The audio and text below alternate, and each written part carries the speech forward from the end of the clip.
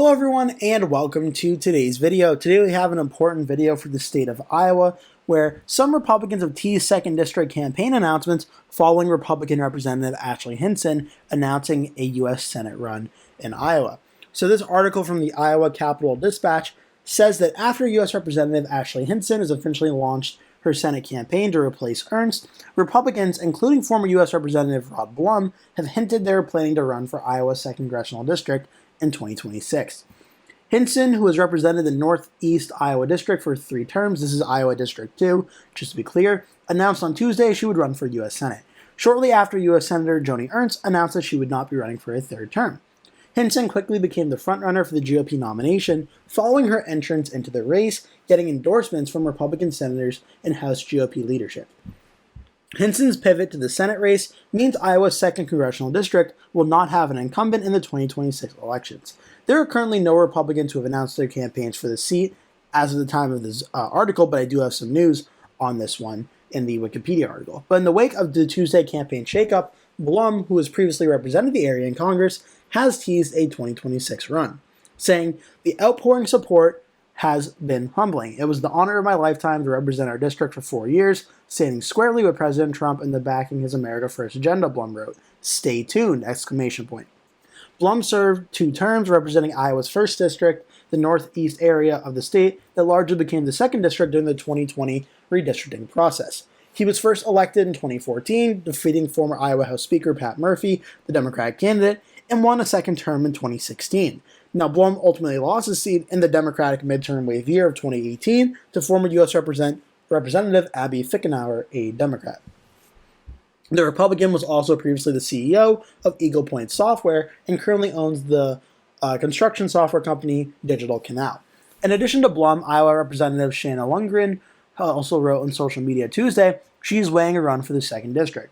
Lundgren, who has served in state legislature since 2018, wrote that the district must continue to be represented by an American First conservative whose roots run deep in the community.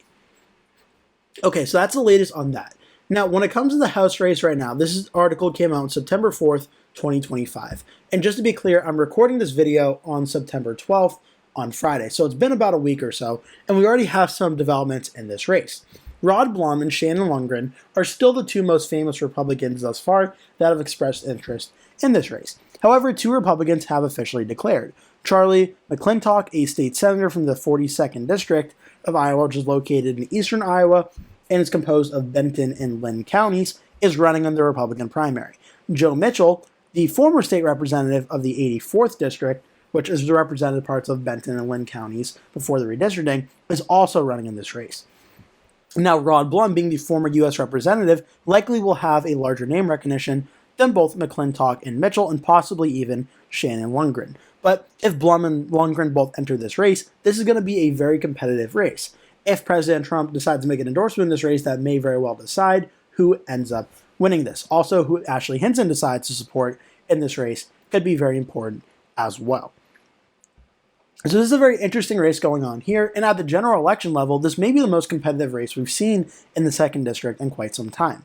Now, the Cook Political Voting Index has its race listed at Republican +4, which would categorize it as a lean Republican seat. However, we've actually seen Ashley Hinson win this seat by pretty large margins the past few years. She won it by 15.6% in 2024, and back in 2022, she won it by 8.2%. Now, as the article mentioned, Iowa did redraw its congressional map, like pretty much every other state, after the 2020 census, where before, the district looked like this. So it was redrawn to being a more Republican district than it was in 2020. Here, Hinson defeated Finkenauer by 2.6% in 2020, after Finkenauer defeated Blum here by 5.1%. Before then, 2016, Blum won it by 7.7%. So this district, which seems to be a lot more red now, will be interesting to watch for 2026, because seeing as Hinson won it by 15.6%, this is going to be the first time in the last 4 years or so this race will be without an incumbent, and it'll be in 2026, which based on the history of elections should be more of a Democratic midterm wave year than a Republican advantage wave year. It's also worth noting, Democrats had some very close calls in Iowa in 2024, where Democrat Bohannon almost defeated Marinette Miller Meeks in Iowa 1 and came within 5 points of Republican Zach Nunn in Iowa 3. Now, if you're from Iowa or you're an observer of Iowa elections, you'll also know Iowa has a Senate race up in 2026 with Joni Ernst retiring. Ashley Hinson is likely going to be the Republican nominee in this race, so that may help Republicans down ballot, actually, if she continues to have a strong electoral performance like she had in her district. Now, on the flip side, Iowa's governor's race in 2026 could be a very interesting scenario, as this is going to be an open race now that Kim Reynolds is not running, and this is going to be Democrat Rob Sand facing off against Republican Representative Randy Feenstra, where right now, this race could be anywhere from likely to lean Republican, and depending on Sand's performance, we may very well see this race potentially get very close. Now, if this race does get close, we could see a large reason of that being Democratic turnout. And if there's strong Democratic turnout, that could make the congressional races down ballot more competitive. Now, I ultimately think on the consensus map right now, it's listed as likely Republican, and I think it probably remains there. But there is potential if Rob Sand does well enough at the Democratic side in the governor's race, and even if Rob Sand wins the governor's race in Iowa, in my opinion, that would be a pretty big upset if he did. But if Sand is able to do that, we'd probably see Iowa 1 go blue. We could be seeing Iowa 3 going blue, and at very least, the prospect of Iowa 2 going blue may very well be there. Now, the map has been redrawn to be more Republican-friendly, so I do ultimately think it remains in the red column, but I would not be shocked come Election Day if the Democrats are doing super well nationwide, Republicans are in free fall, essentially, if we see Iowa 2 go to the Democrats. Now, if that were to happen, Republicans are probably getting blown out nationwide, and at this current point in time, I don't think that's what's going to end up happening, but if it does, Iowa 2 certainly is within striking distance for the Democrats at winning the state. But again, given how Iowa has trended in recent years, I don't think we see that happen, but the possibility at very least is on the table. Now, for Rod Blum specifically, in his, I would say, prowess in this campaign, he did lose in 2018, but the district was more Democratic drawn. It was also in a year when Democrats did very well in 2018. Now, Blum's biggest problem will be that he's running in the same type of election environment, or most similar to what 2018 was. Now, worth noting, in the general election, Fickenauer had a very large lead over Blum and was widely projected to be the Democratic winner in this race. Now, this time around for 2026, it seems more likely the Republicans hold on and win it in the likely Republican category as of today. It could potentially change, but for right now, the Republicans have a stronger chance of holding on. On the Democratic side, Kathy Dolter is running, as well as Lindsey James, a state representative, Don Primus, a former Pine Lake State Park manager, and Clint Twed-Ball, a nonprofit founder, is also running. Kevin Kachow, a former U.S. attorney from Northern District of Iowa, has withdrawn from the race. So I currently think Blum, if he were to win this Republican primary, would probably win this election in the general, but the idea of this race becoming competitive is certainly not too far-fetched at all. But ultimately, if I were to make a prediction on this race, the consensus rankings have it listed as likely Republican, and I'd be more inclined to agree with that at this current point in time. I hope you enjoyed this video. Make sure to hit like and subscribe if you did. Also, make sure to leave any comments below with any comments or questions about this video or other video ideas you would like to see me go over. And again, please remember to hit like and subscribe, as I post multiple videos every day you're not going to want to miss out on. Thank you so much for watching. I hope to see you in a future video. Hello everyone, and welcome to today's video. Today we're talking about the state of New Hampshire, and specifically the 1st Congressional District, where a new poll has come out showing who the Democratic leader is currently in the Democratic primary for this race. So if you're unfamiliar, the 1st Congressional District in the state of New Hampshire is based in southeastern New Hampshire and includes the greater Manchester area, the Seacoast, and the Lakes region of the state. The incumbent representative is Democrat Chris Pappas. Now, if you've been following New Hampshire politics, you'll know Chris Pappas has decided not to run for re-election to the House in 2026, as he is retiring to run for the U.S. Senate seat in 2026. That incumbent Democrat Jeanne Shaheen is ultimately retiring from that race. Now, Pappas has the Democratic primary completely on lock at the Senate side. He already has the endorsement of Shaheen and Senator Hassan and fellow Representative Maggie Goodlander, so Chris Pappas is going to be the Democratic nominee for the U.S. Senate race. Now, the 1st Congressional District, the Democratic nominee to replace Pappas, is a little more wide open. However, an early poll from St. Anselm College, one of the top political universities or colleges in New Hampshire, gives a clear indication of who's leading this race. Where Democrats right now, in alphabetical order, are Carly Buriant, Sarah Chadninsky, Keith Howard, a state representative from Stratford's 4th District, Stephanie Shaheen, who is the former Portsmouth City Councilor and daughter of U.S. Senator Jean Shaheen, Maura Sullivan, the vice chair of the New Hampshire Democratic Party, who is also the runner-up candidate to Chris Pappas back in 2018. She is making another run, trying to run up against Stephanie Shaheen, and Christian Urrutia, lawyer and Army National Guard captain. Now, other Democrats have also expressed interest or are getting close to running this race. Alice Wade, a state representative, is a formed exploratory committee. Joanna Kelly, assistant mayor of Portsmouth. Rebecca Perkins-Quokka, the minority leader of the New Hampshire Senate, has expressed interest. And Hannah Trudeau, a former senior political consultant at The Hill, has also expressed interest in running for this race. Now, there are a lot of Democrats running. The two most notable in the race thus far are Stephanie Shaheen and Maura Sullivan. They seem to have the most in terms of candidate quality, political clout, and political headwind for this race.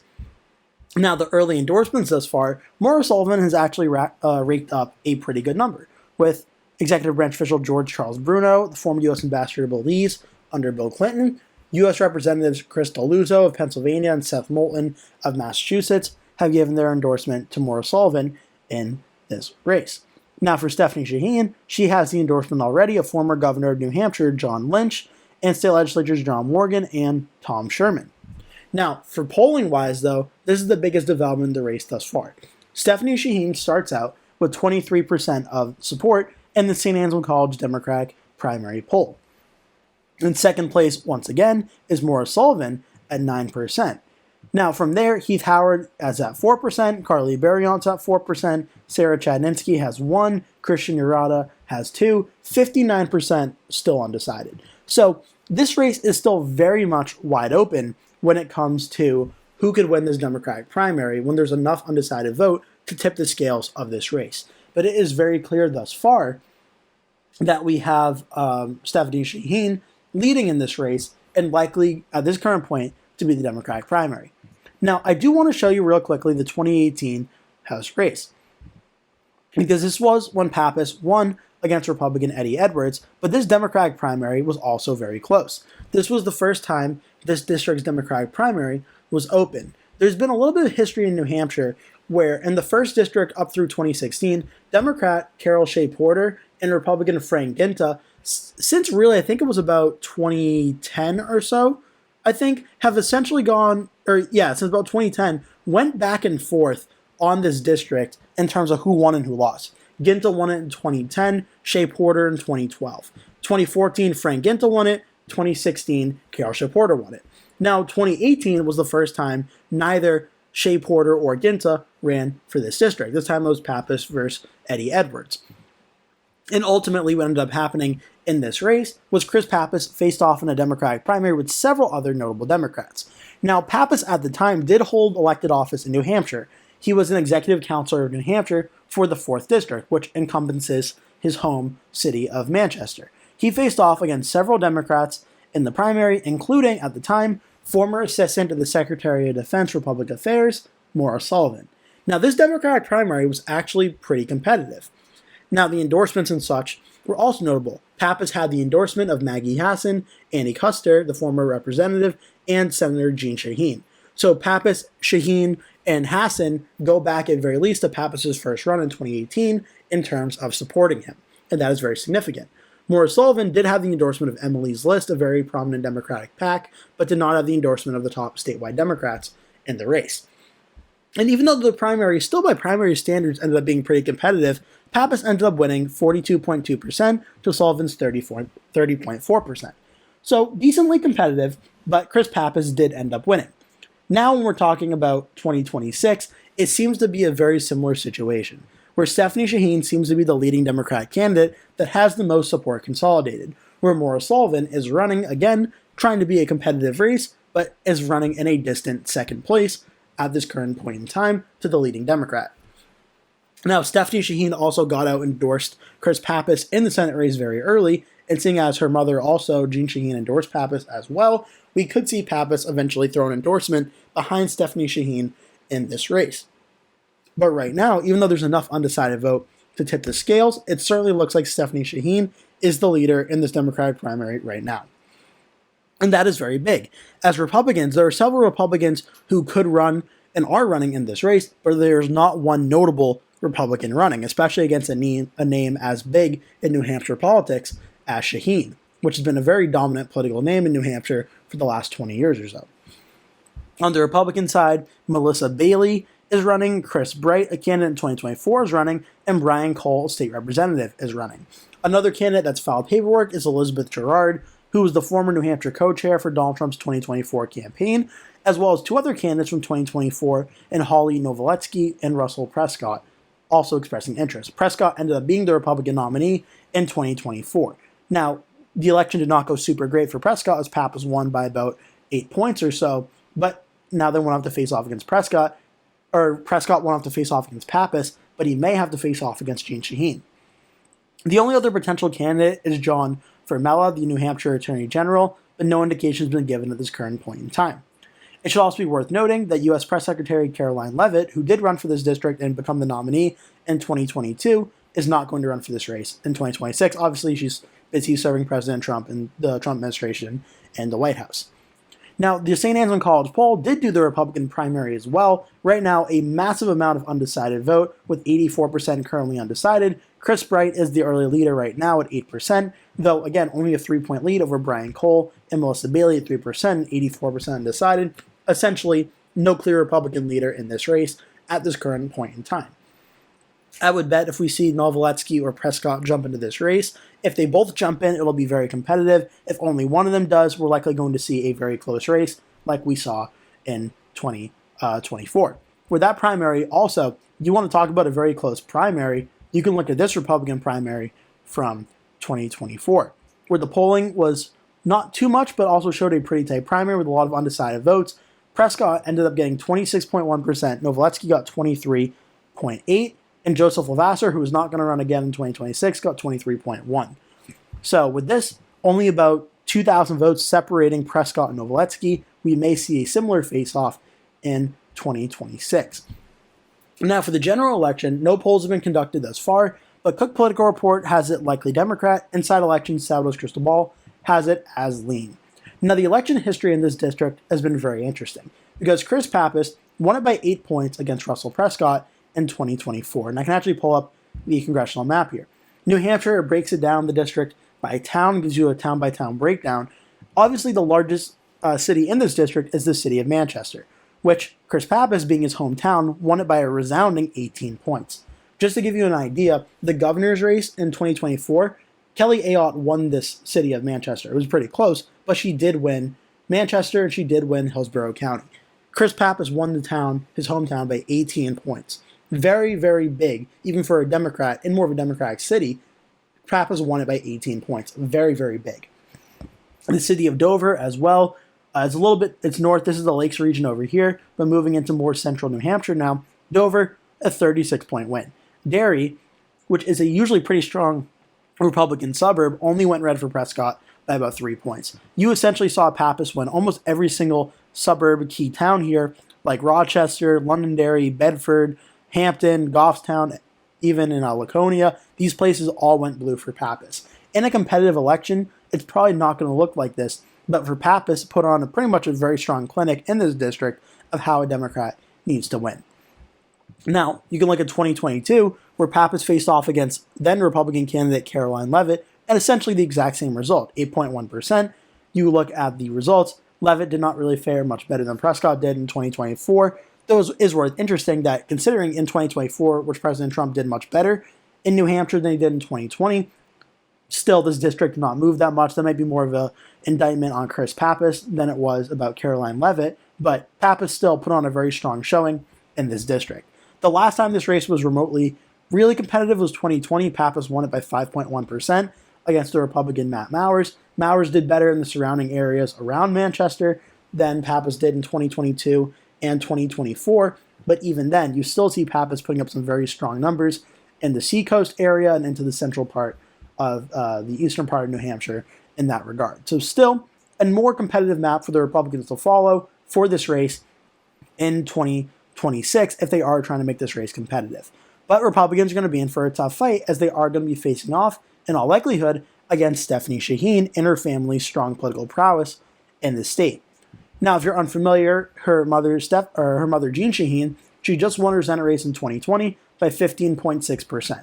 After she won in 2014 against Scott Brown by 3.2%, and in 2008, she defeated then Republican Senator John E. Sununu, the brother of Governor Sununu, by 6.3%. Now, she's been running in New Hampshire for a while. Her first race at the Senate level was back in 2002, where she lost to Sununu by 4.4. So Shaheen, or a Shaheen, has been on the ballot in New Hampshire in every single, or at least in every election or sort since 2002. There's been a Shaheen on the ballot on the Senate side of things with Jean Shaheen. Now, her daughter is going to be potentially on the ballot in the 1st Congressional District, where for 2026, right now, the consensus ratings for the state of New Hampshire currently have the state listed, or the district listed, as lean for the Democrats. And that's personally my own rankings, where I also have it listed right now.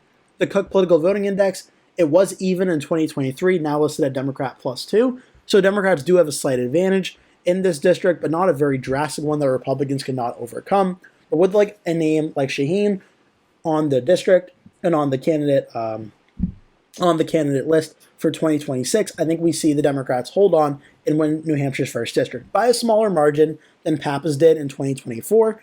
But I do think Shaheen, if she's a Democratic candidate, could win this race by similar margins as Pappas did. I hope you enjoyed this video. I hope you found it interesting. Make sure to hit like and subscribe. If you did, leave a comment below. Tell me your thoughts on this video and any other questions or such you have about New Hampshire and this 1st district. Thank you so much for watching. I hope to see you in a future video. Hello everyone, and welcome to today's video. Today I'm going over an article from Axios, which talks about former Republican representative from North Carolina, Madison Cawthorn, plotting a return to Congress in 2026. Now, this is very interesting. We also have some news about Cawthorn that just broke a few days ago that also is very important for this race as well. But first, we'll go over this article from Axios, which says the former Republican representative is preparing to run for Florida's 19th Congressional District, and according to people familiar with the matter. Cawthorn, who once said the House Republican Conference is full of degenerates, appears eager to rejoin his old colleagues. If elected, he'd almost certainly create fresh headaches for House Speaker Mike Johnson. Johnson is already navigating a very razor-thin margins in the House right now on an unruly right flank. A wild card like Cawthorn, who has a history of turning on his own party leadership, could compound those challenges. Now, this seat, the 19th District, is open due to the fact that Republican Representative Byron Donalds will not be running for re-election and is instead running for governor of Florida, which he's, at this current point in time, very likely to win the Republican nomination and become the next governor of the state. Cawthorn reportedly was meeting with Republican lawmakers on Capitol Hill last Wednesday to discuss his bid for the seat. Cawthorn, however, did not meet with House Speaker Mike Johnson during his Capitol Hill swing. Cawthorn represented North Carolina's 11th district from 2021 to 2023 before he lost his seat after a scandal-plagued first term. He alleged without evidence that his GOP colleagues used, I'm not going to say it for the sake of potential demonetization parts on YouTube, because I'm not sure if I'm allowed to say this or not, but I'll just say substances, and invited him to things I don't want to say in this channel. This accusation angered a wide swath of his colleagues, but Cawthorn later admitted to House GOP leader Kevin McCarthy his claims were, quote, exaggerated. Cawthorn also twice attempted to carry, and again, for monetization purposes, I don't want to say anything, but you can read the word on the screen. I'll just leave it at that. Despite former President Trump's backing, Cawthorn lost his 2022 primary to Representative Chuck Edwards of North Carolina. Now, Florida's 19th district is expected to draw a crowded GOP primary. 5 Republicans have already filed paperwork to run, and more are expected to jump in. National Republicans, however, aren't worried about losing the seat. Donalds won re-election in 2024 by more than 30 points. Donalds told Axios that Cawthorn approached him about his bid, but he didn't commit to backing him yet. He was 25 years old when he came to Congress. Everybody has an opportunity to grow and mature. Now, that last statement is very interesting, because just a few days ago, we have a report that Cawthorn was actually charged with the failure to appear in court for a suspended license case. So this just broke that he was arrested in Florida on September 10th, 2025 for failing to appear in court. Cawthorn was taken into custody on Wednesday and released just over an hour later on a $2,000 bond, according to online records from Lee County Sheriff Office. The former representative of North Carolina's 11th District is accused of missing a court date related to a charge of driving while his license was suspended or revoked in Collier County. The arrest comes amid speculation the former lawmaker is planning a return to politics, with reports he's exploring a run for the 19th seat. So again, very interesting timing for this to happen for Cawthorn, as he is mulling if he wants to run again for the U.S. Congress. Okay, so first things first, as for this overall situation with him getting arrested and the $2,000 bond and then getting released, I don't think this personally plays a large role in stopping him in a Republican primary. I don't think this is going to be remembered too much come the primary day for this race, but it's a very interesting scenario because obviously Cawthorn, who was the former Republican representative from North Carolina's 11th Congressional District. Now, just to give you an idea of what this race is, the 11th District right here in 2024 was won by the Republican Edwards by 13.5%. That was 2024. In 2022, Edwards won this race by 9.3%. Now, let me just pull up the page here. It's having a little trouble loading. Here it is. Chuck Edwards defeated the Democrat Jasmine Beach Ferrara by about 9 points or so. So it's a pretty red district. Now, in the primary, Chuck Edwards, a state senator, successfully primary challenged Madison Cawthorn, the incumbent U.S. representative, who, we can look at the polling results in the Republican primary, Madison Cawthorn had the endorsement of President Donald Trump, whereas Chuck Edwards had the endorsement of U.S. Senator Tom Tillis. So this was a situation of a MAGA Republican and Madison Cawthorn being primaried for more of an establishment Republican like Tom Tillis. And this one, it actually showed the Republican primary, Madison Cawthorn, for the most part, led by pretty large margins in these races. Now, it should be worth noting that obviously they're all Republican polls for a Republican primary, and I don't believe any of the candidates or polls were conducted on behalf of the candidates. But Cawthorn had 38%, Edwards had 21%, with 21% still undecided. Ultimately, what ended up happening was Chuck Edwards nearly defeated Cawthorn in this primary, 33.4% to 31.9%, roughly about 1,200 votes or so, separating Edwards and Cawthorn. So Edwards very barely defeated Cawthorn in the primary, but did just enough to squeak out the victory and successfully primary Cawthorn.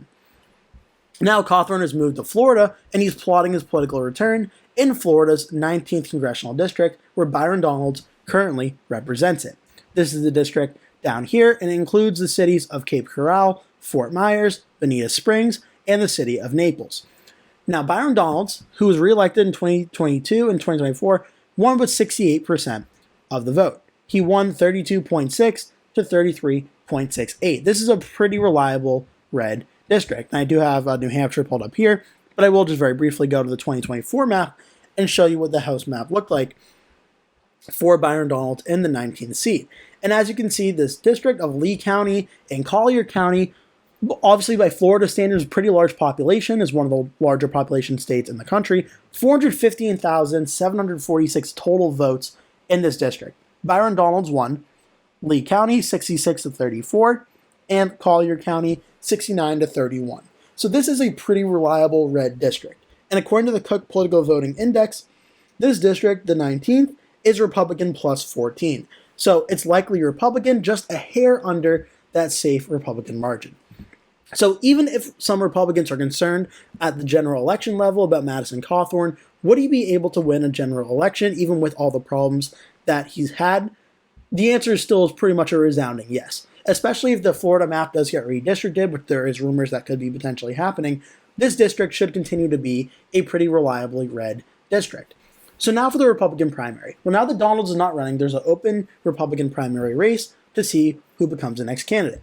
Now, former U.S. Representative from New York's 27th District, Chris Collins, is running in this race. So Madison Cawthorn would not be the only former Republican congressman from a different state running in this district. Jim Oberweis, a former Illinois state senator, is running. Mike Peterson and Jim Schwartzel are also running. Johnny Fratto and Dylan Modelrelli is also filed paperwork.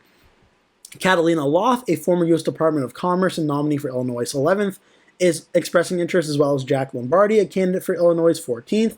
A lot of candidates in this race are from either Illinois or New York, it seems. Cawthorn being from North Carolina is also very interesting, with several other Republicans as well. Now, Madison Cawthorn running presents an interesting situation, as President Trump has shown a lot of loyalty to Cawthorn in the past, endorsing him in 2022, and endorsing him back in 2020. So if Cawthorn decides to run, there is a very real possibility that Cawthorn may get the endorsement of Byron Donalds, but also may get the endorsement of President Trump. And seeing as Byron Donalds is a very close ally of President Trump, if Trump endorses Madison Cawthorn, you may see Byron Donalds also follow suit and endorse Cawthorn in this race. And in a very crowded Republican primary, which this field is setting up to be, having the endorsement of President Trump for Madison Cawthorn could essentially end things in that primary and guarantee him a very strong chance at becoming the Republican nominee. Where then, if he faces off against whichever Democrat runs, Howard Sapp, the nominee for this district in 2024, or Carrie Lerner, a former nominee for the district in 2024, for HD 78 and 24, for Lerner in 2024 as a potential candidate, this should be a solid, safe race no matter what at the general election level. So this is interesting because you sometimes see political comebacks and they don't always go super well. Sometimes they work out. A lot of the times they don't, as political comebacks, especially if the candidate is very scandal-plagued, could be very difficult. Madison Cawthorn certainly has his past scandals and such, again, including just being arrested like a week ago. But there is real potential in this race that if he decides to run, which is still technically an if, it is reporting that he is playing, that he may run, but he has not officially jumped in. But if he does run, and he does receive the endorsement of President Trump, which I do honestly believe, just based on speculation, is a pretty realistic possibility, we may be seeing Madison Cawthorn returning to the U.S. House of Representatives. It would now be in Florida instead of North Carolina, but the possibility of that happening is certainly out there. And again, given the fact that this district is so Republican at the overall general election level, if Cawthorn becomes the Republican nominee, he essentially has this race won. So this Republican primary in Florida's 19th district plays a very important role in determining if Madison Cawthorn, A, runs for a political comeback, and B, how far he may get. And the role that President Trump and Byron Donalds play a very significant role at how far Cawthorn could get in this race. I hope you enjoyed this video. Make sure to like and subscribe. If you did, leave a comment below. Tell me your thoughts, and I hope to see you in a future video.